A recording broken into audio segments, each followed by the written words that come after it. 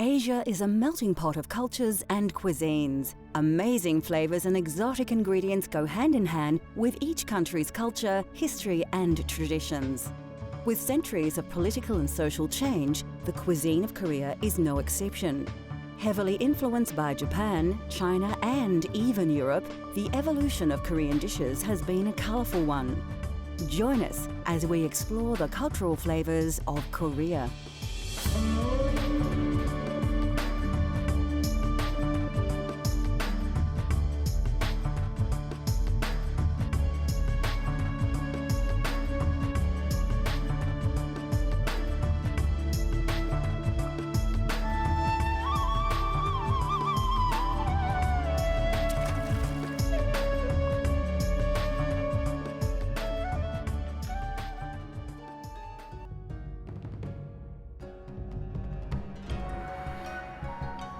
Korea is a land steeped in history, but also rich with modern culture. Bordered by China, Russia and a short distance from Japan, Korean cuisine has evolved to make its own mark in culinary history. A lot of people asking me the food is what's the Korean food? Okay, a lot of people know about the barbecue, and Korean barbecue is and bibimbap and all those things. But there are so many style dishes there, which is garlic, ginger, and chili powder, and obviously a lot of different herbs and mountain fresh vegetables. I can't explain everything right now, everything all up, but the basic thing is we're using mainly ginger, garlic, soy sauce, and chili powder, sesame oil. That's the main thing we're using every single meal.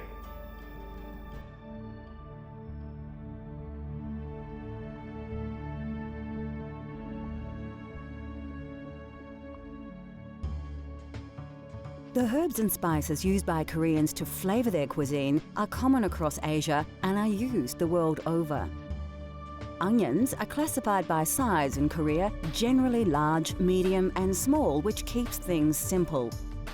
Green onions are used for seasoning and to eliminate the fishy or fatty aromas from dishes. Its unique fragrance enhances the flavours of many Korean recipes. Garlic is a staple ingredient in cooking across the globe, and Korean cuisine is no exception. An important seasoning in kimchi, which we will take a look at later in the show, it is used in all manner of ways. Chopped, minced, sliced or shredded, garlic is even added as whole cloves to dishes and is used as a garnish. Popular in Asia, ginger is often added to pork dishes and sometimes chicken.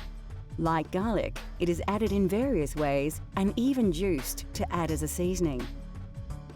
The spicy bite of Korean cooking is thanks to the pepper or chili, used in 3 distinct ways: as a paste, dried, or less often as a standalone ingredient. Ground pepper is made from dried red peppers and again is classified by the coarseness of grind. It is also sorted into intensity with strong, medium and mild. Red pepper paste is made from using the fine or medium ground red peppers and is used in stews, soups, fried foods, salad, grills and sauces. It is especially popular as a sauce side dish for raw fish or noodles. Black pepper is used mainly in meat dishes with its strong spicy taste. The peppercorns are also added to pear pickle and to broths and thick soups. Mustard is a popular Korean spice, and mustard sauce is used in dishes like naing chai, a chilled vegetable salad served with seafood, meat or fruit. Cinnamon features in dessert-style foods like Korean cookies and rice cakes, although, like most of Asia, desserts are not part of the food culture generally. Cinnamon is also sometimes used in dishes to reduce aromas of more dominant and pungent ingredients.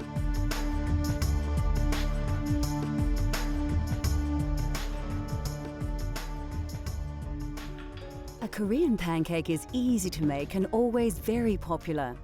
It can be cooked as a main meal or side dish, and you can use whatever vegetables you have at hand. It is a very traditional dish, and many Koreans have very fond childhood memories of eating Korean pancakes.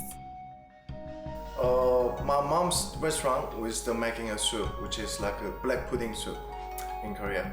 But next door is a drinking shop with a pancake and little things. And that pancake lady always call my name and then have some. And she put some pork in there, and then with oil and all the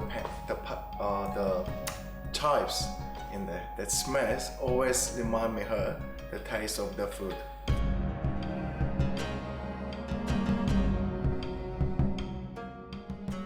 Today, we will prepare a green onion pancake using a selection of onions as well as numerous vegetables which are currently in season. Of course, you can add any vegetables you wish as well as various meats.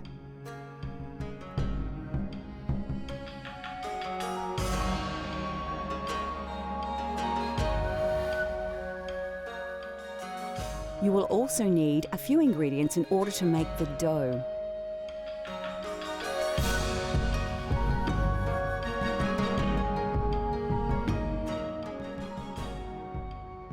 First, take your onion and slice it finely into strips lengthways.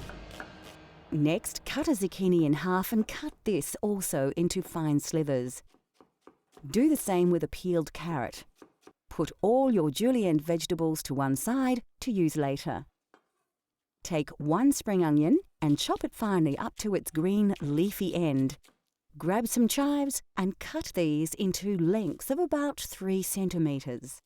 Now we can begin to prepare our dough. Put the vegetables to one side and grab a large mixing bowl. First, add around 95 grams of wheat flour and around 30 grams or 1 tablespoon of glutinous rice powder. Pour some of the water from 1 cup, add a dash of salt, and then mix the ingredients together with a fork. Take an egg and separate its yolk from the white. Add the yolk to the mixture and mix the ingredients together with your fork. Keep the white in a cup for later.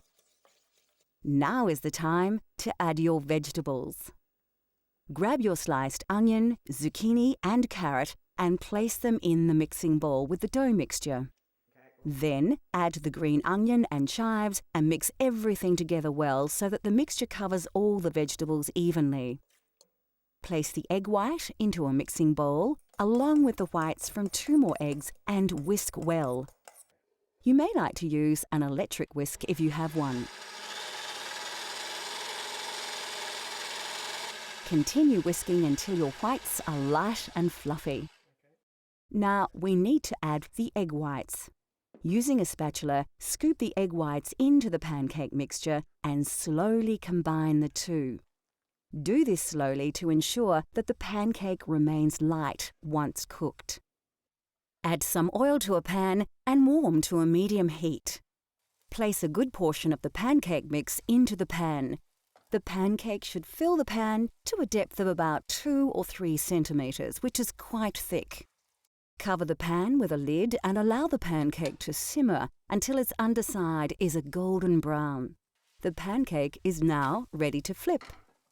Use the spatula to make sure that the pancake keeps its round shape. Then cover and allow the other side also to cook to a golden brown colour. When your pancake is ready, cut into triangular slices. Serve on a plate with soy sauce topped with sesame seeds and garnish with chili and herbs. Coming up on Cultural Flavours, the side dish of a nation, and we learn to cook a classic Korean favourite.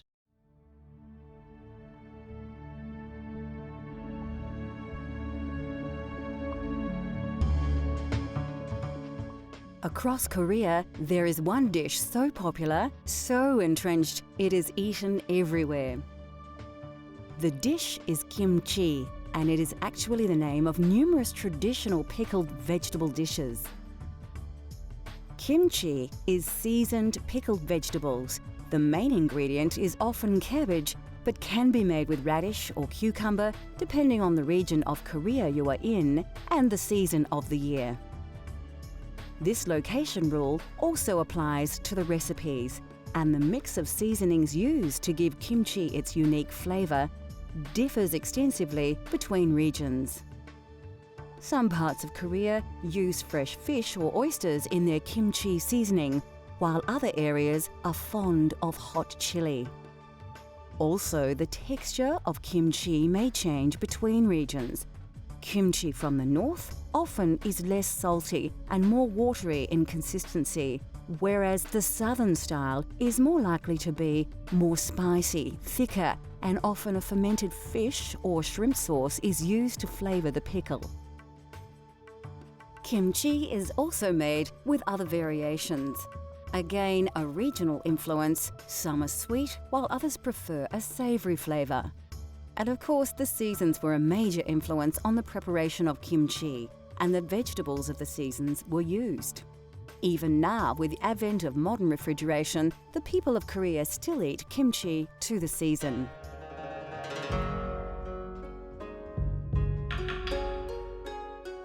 Bulgogi is a popular Korean dish, traditionally made with marinated beef, but chicken and other meats are also popular choices. Believe it or not, I always heard from my neighbors and all the old people told me the meat was really important in Korea and we don't get much. So only the king or imperial, like royal family can have it. Or unless we have a big celebration like the 4th of January and things like that and you're born, even your birthday, we can have a thick cereal soup with a tiny bit of meat in there. We don't get much.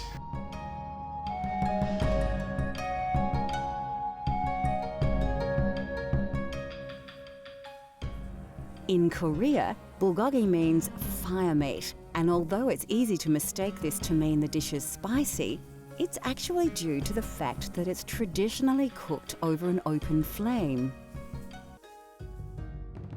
Bulgogi is a delicious and easy to prepare dish that can be served as either an entree or a main course. You'll need a few ingredients to make bulgogi, most of which are readily available. Ensure you select a good cut of beef, as it is central to the dish and therefore essential that it is not too fatty or tough. Sugar syrup, rice wine and soy sauce will all help to create a rich and tasty marinade for your meat. Today, our bulgogi will be eaten with fresh lettuce, plain boiled rice and a touch of chili paste.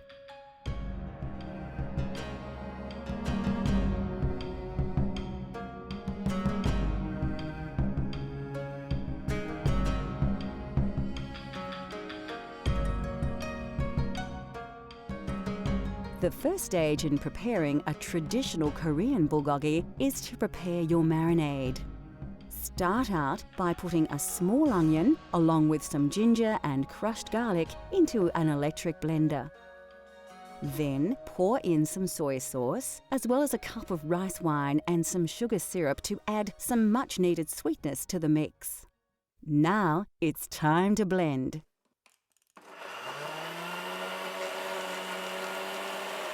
Once that's done, cut your beef into bite-sized cubes and place it into a bowl.